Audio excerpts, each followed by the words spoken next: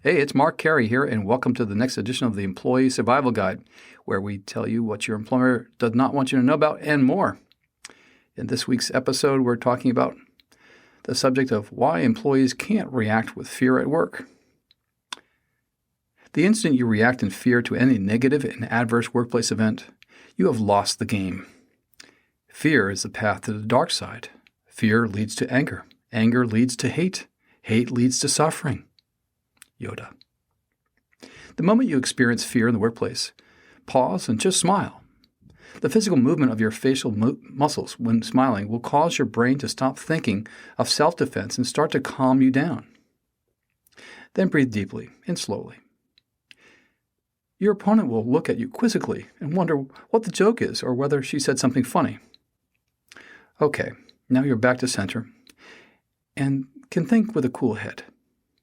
This is what I did a few years ago when my case was called for oral argument during a Court of Appeals case. The trick really does work. Fear happens to all of us. It is a natural human emotion, and the emotion should be recognized for what it's worth, to protect you.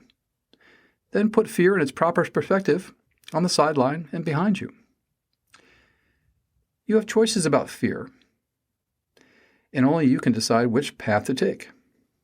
Would you rather take the map route that is longer by several hours, or a short 5-minute trip to your destination? Fear acts like a weight on your forward momentum, and the ballast must be removed immediately, whenever you sense it. But maybe you are having trouble releasing fear, even though you've heard this advice before. Fear is just an idea or a thought generated in your brain in reaction to an adverse event. If you can feel and think fear, you can also forget it just as fast. But how? Well, the pause mentioned above is the start of the process, and then the second step is to tell yourself, even write it down, that the very present thought of fear can easily be replaced by the thought you are not in fear. You can unthink the thought of fear, and it takes practice.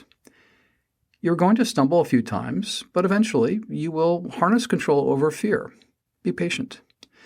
Say to yourself, fear is just a thought. I do not believe in fear. When you are confronted with an uncomfortable situation at work, try to be present and hunt for the first sign of fear and then squash it. As the work situation grows worse, obviously escalate your intention to reduce and eliminate fear. Doing this will immediately help you find a calmer approach and prevent you from saying something you will regret or that will further add negative value to the situation. When you get over the hump of fear, your intentions will quickly shift to how you can leverage this work situation to your advantage. This positive momentum will enhance your feelings of self-worth and confidence. Your fellow employees and managers will instantly pick up on this vibe and give you the runway to listen to your position or argument, even though they are still acting adverse to you. This is how successful employees and executives handle fear at work. Yes, it may sound simple, but this is the trick you must keep in your tool chest while working. If you keep applying this technique, you may be promoted and eventually become a great leader. If you would like further information about dealing with fear at work, stay tuned to this Employee Survival Guide Law podcast. We'll be publishing a series of upcoming podcast episodes discussing fear in the workplace and how you can successfully handle fear while facing specific work situations. As always, if you need more information about this topic, please contact our office on the web at capclaw.com. Have a great week. Talk to you soon.